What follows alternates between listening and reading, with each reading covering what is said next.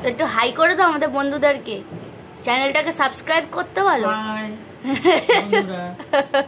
মায়ের সাথে গল্প করতে করতে মায়ের সবজি কাটা রেডি।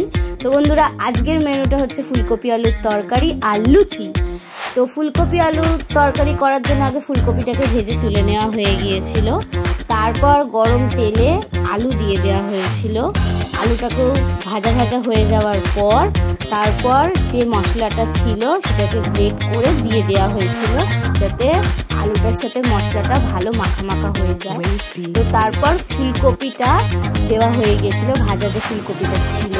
একটু কষা কষা না হলে কি ভালো লাগে বন্ধুরা, তোমরাই বলো না। তো তারপর জল দিয়ে দেওয়া হয়েছিল, যেহেতু আমরা গ্রেভি খেতে ভালোবাসি। তো ফুলকপি আলুর তরকারি রেডি।